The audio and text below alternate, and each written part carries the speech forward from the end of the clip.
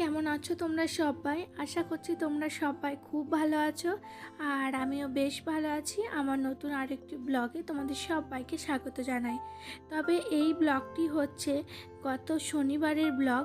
তো এই কদিন যেহেতু ব্লগ বানাতে পারিনি, তো সেই কারণের জন্যই আর কি আগে যে শ্যুট করাগুলো ছিল সেগুলোই তোমাদের সামনে আর কি প্রেজেন্ট করছি।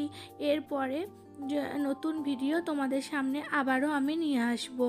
তো দেখো, আজকে ছিল হচ্ছে শনিবার, আর আজকে ছিল হচ্ছে ছেলে স্কুলে পিটিএম। তো সেই কারণের জন্য এই যে সকাল সকাল দিদিকেও আজকে আসতে বলেছিলাম, 9টা থেকে 11টার মধ্যে পিটিএমের টাইম ছিল, আর সেই টাইমের মধ্যেই আমাদেরকে আর কি যেতে হবে। তো সেই কারণের জন্য আজকে হাজব্যান্ডেরও যেহেতু ছুটি, আজকে হচ্ছে সেকেন্ড স্যাটারডে, আর ছেলের যেহেতু পিটিএম, তো ছেলেরও বলতে পারো ছুটি আর কি, ওই খানিকক্ষণের জন্য আর কি নিয়ে যেতে হবে। তো হাজব্যান্ডকে সেই জন্যই বললাম আজকে সেরকম কিছু ব্রেকফাস্ট আমি বানাবো না, নর্মালি ঘরে যে জিনিসপত্রগুলো রয়েছে সেই সব দিয়েই আজ একটু হালকা ফুলকা ব্রেকফাস্ট করে নেওয়া যাক।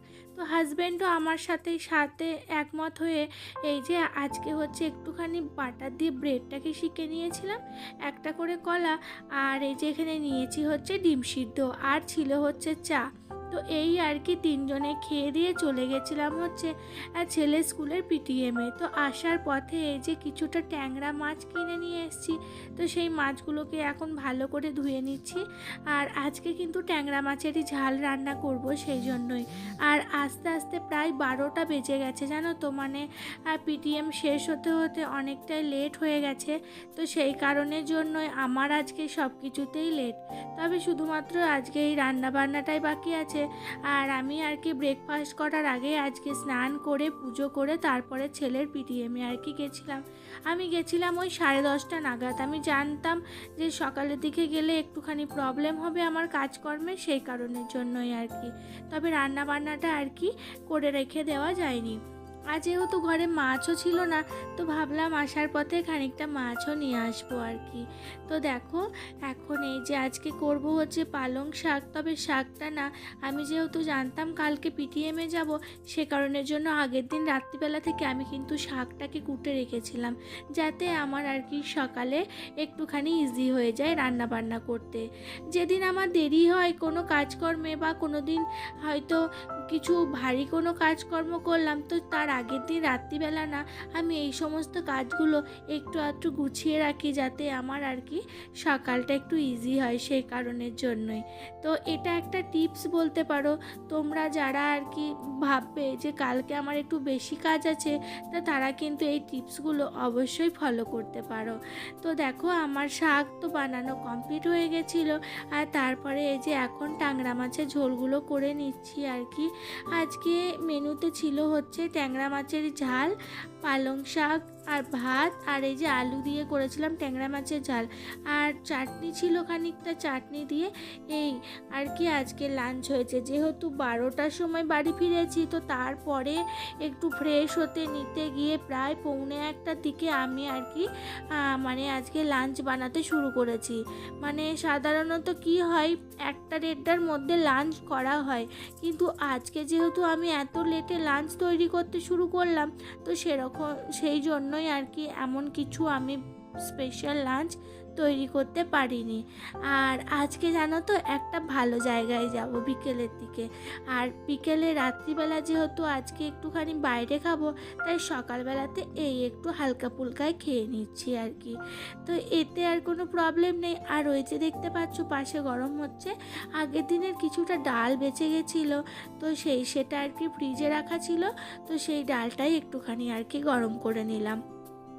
আমি না খাবারগুলো, যদি কোনো খাবার বেঁচে গিয়ে থাকে, তো সেটা না ফ্রিজে রেখে দিই, আর পরের দিন এইভাবে সেটাকে ইউটিলাইজ করে খেয়ে নিই আর কি বলতে পারো।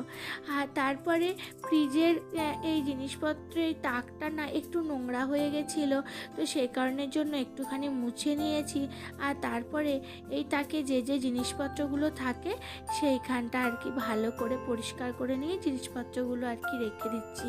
তো সাধারণত এইসব জায়গাতে সবার যেমন জিনিস থাকে থাকে আমারও সেই সেম জিনিসপত্র থাকে, ওই সস, মেয়োনিজ, জ্যামের বোতল। আর এই যে এখানে যেহেতু সসের প্যাকেটটা অনেকটা বড়, তো সে কারণের জন্য না ওখানটাতে ধরেনি, নিচেটাতে রাখলাম আর একটা জুসের বোতলও রেখে দিলাম।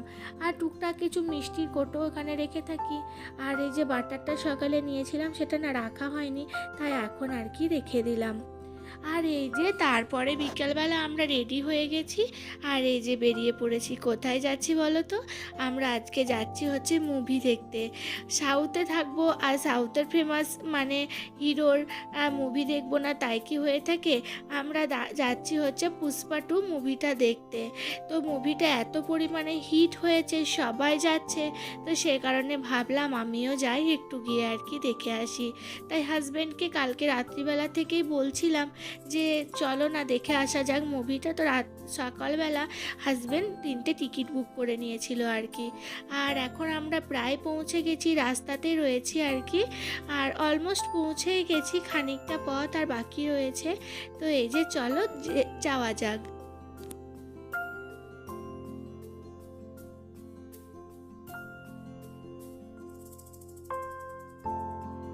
তো দেখো এখন আমরা মুভি হলে পৌঁছে গেছি, আর এই যে এখন সিটে বসেও গেছি, আর মুভি কিন্তু স্টার্টও হয়ে গেছে। তো চলো বন্ধুরা, আজকের ভিডিওটা আমি এখানে শেষ করছি। ভালো লাগলে অবশ্যই একটি লাইক করো, শেয়ার করো অ্যান্ড সাবস্ক্রাইব করে আমার পাশে থেকো। নতুন বন্ধুরা ভিডিওটা দেখে থাকলে আমার বন্ধু হয়ে জয়েন করো। আর এই যে আমার মুভি স্টার্ট হয়ে গেছে, এখন আর কি নেমসগুলো পড়ছে। আর যেহেতু মুভি হলে ভিডিওগ্রাফি অ্যালাউ নেই, তো সেই কারণে তোমাদের সাথে আমি আর কিছু শেয়ার করতে পারিনি। তো চলো আজকের মতো টাটা, দেখা হবে পরের ব্লগে।